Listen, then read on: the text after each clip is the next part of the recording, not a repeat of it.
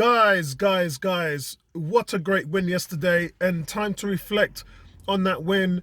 And let's talk about Emil Smith Rowe. Emil Smith Rowe, we have been asking, for those of you who've been following this channel for a long time, we've been asking for this kid to feature for months now. And I understand and accept that he has been coming back from an injury and he's had to be kind of shuffled into the team, concerned about his long-term prospects of reoccurring that injury of his. And he got 65 minutes yesterday, and it was very smart to take him off after that time, knowing that Arsenal have more games.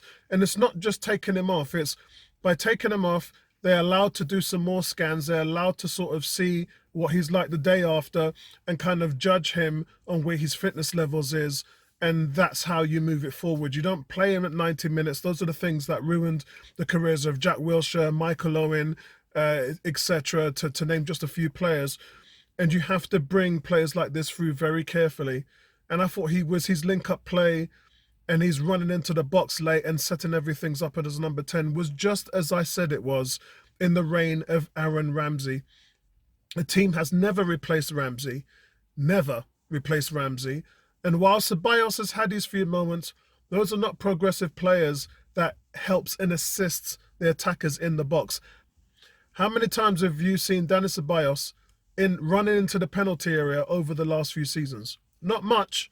I remember against Southampton last season when he scored the winning goal. He linked up with Pepe, went on the right-hand side in the overlap, and then had a shot and scored the winner. And that was very, very few times you see him in those positions. With Emil Smith Rowe, he makes a living on setting plays up behind the strike force and running in to help and assist. That's what they haven't had from Willian, from Aubameyang, to name a few, from Ceballos, from Xhaka. That's what they haven't had from that surrounding cast of midfielders and forwards that you just haven't seen. And Smith Rowe gives you that. Saka gives you that, Martinelli gives you that, Nketiah gives you that. These young players, that including Reece Nelson, let's not forget about Reece Nelson. This isn't the full Monty, guys. We have more young players who can come through and play in this reign around the box, and they're used to playing with each other, they're used to having the chemistry, and it's the commitment. And when you have a guy like Thomas Partey who's sitting back there, and El Nene who can look after that flat line, and look, Xhaka played well yesterday as well. He pinged the ball from side to side. If you look at the first goal, the penalty where Kieran Tierney gets the ball out in the left flat, it's Xhaka who provides that pass, and then Tierney gets the ball, picks and runs at James. And was it a penalty or was it not? Well, James just does clip him with the minimal of contact. And yes, it doesn't matter whether Tierney overplayed it or not. That's just what players do. The point is, was there contact? Did they touch? And yes, they did. So it's a penalty. It's a soft one, and I've seen them not given. But at the end of the day, VAR had a look at it, so they saw what was going on. Just like Chelsea's goal. Chelsea's goal with 5 minutes to go, I didn't think that was offside. When I looked at it again, you can see Bellerin was slightly playing him on by just a fraction of a foot. He was playing him on. Arsenal were dominant. They had 7 shots on target, into comparison to Chelsea's 2. And when was the last time Arsenal had 7 shots on target? You know, you go through Willian having 1 shot on goal in 11 games. And then you get these kids that are coming, and all of a sudden shots and goals are pinging all around the place within 90 minutes. And it just goes to show you how they are heads and shoulders above, better tooled to fight at this level than the veteran players. And it really goes against what some of you guys have said about playing the kids. I know your concerns, but these kids are fearless. They're not going to get spooked off of one bad performance. We've had the likes of Nketiah, who has actually had an assist when he started, but Joe Willock hasn't really played that well when he got the chance. But that doesn't mean that you should stop playing these players. They have the talent and the levels to achieve the dominant display that we saw against Chelsea. And it was that, guys. The amount of running, the amount of energy, the movement, and all of that along the front line, that's what gets it done. Because you not only help the front line and assist them in scoring goals, but you're providing movement and the ball in space. If you're running and you're making yourself available, you're being an option. And we've missed those options running into space. That's what's been sadly lacking. in the Arsenal team. And is it all done and dusted? No, it isn't. We've got Brighton, a team we didn't beat last season. So this is just the beginning. Everyone's saying that, are we here yet? No, we're not here yet. I think the consistency of a win in Brighton would go a long way to show that this team is on its way back. Looking at a few of the players, Balogun right now, 6 months to go to run down his contract, would put him in a great position. He has showcased his talents. There are teams, an abundance of teams, Burnley, Sheffield Wednesday, Wolves now missing Jimenez. I don't know when he's going to be back, but he would add to that. There's a lot of teams around the league that are looking for a young striker. And knowing that you're going to be available on a free will double whatever that you would get from Arsenal. Right now, as an 18-year-old, he's equipped to earn 30 grand a week on a new contract. That's where the ballpark figure is. He could make up to 40 or 50 grand a week if he signs on a new contract with another team. And that's what his agent will be talking to him about. His agent will be saying, what exactly are the prospects of Arsenal playing you? Into comparisons with someone like a Sam Greenwood or someone who's playing up front, who's young and has that ability. Right now, Arsenal have too many weapons. You're behind Nketiah, you're behind Martinelli, you're behind Lacazette, you're behind Aubameyang. So there are 4 players ahead of you as a striker. So Balogun, what does your prospects for Arsenal look like?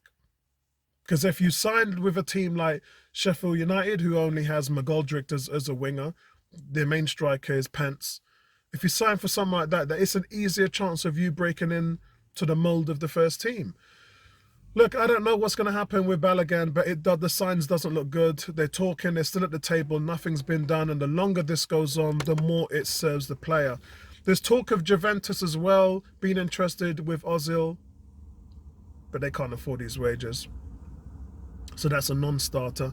Look for him to go to the MLS in America. There's big word now that he might go to America. So I wouldn't really look forward to seeing anything happen from Ozil in Europe. But the one thing that I will say with Ozil is that the Arteta has to remit the 25-man roster for UEFA and for the league next month. Look for Ozil to be on that list. That's all I'm saying. Look for him to be a part of what's happening towards the end of the season. And hopefully that will pay its way through. There's no point of you paying this player all that money and him sitting at home. It just isn't. But at the same time, I said to you guys, don't worry about Willian. Everyone's moaning about Willian. 220 grand a week. No, it's not 220 grand a week. It's actually the sign-in bonus was 14.4 million and it's 100 grand a week. It works out to 220 grand a week when you parry it over 36 months. But in terms of what they're actually paying and his salary, it's only 100k. So I just want to tie that up. Any confusion that you guys might have about how that money might be wasted. We are paying Klasnach. We are paying David Luiz the same money. Mustafi's on 90k a week.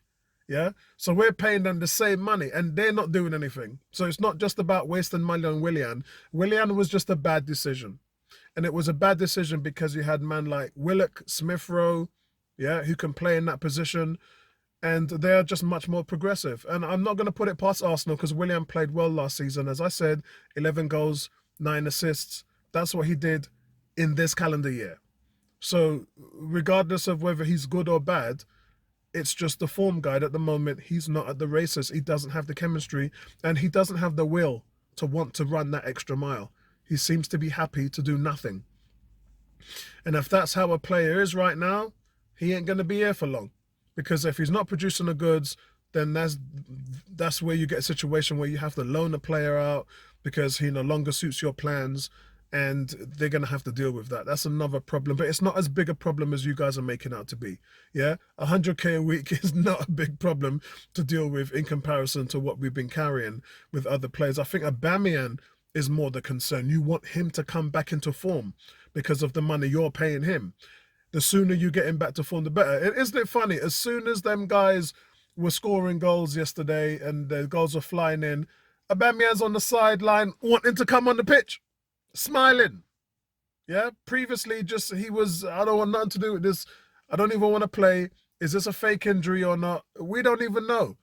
Yeah, and it's so easy for players to say, my knee's not hitting me, my stomach is not well, and because those are you can't check whether your stomach's not well or not, can you?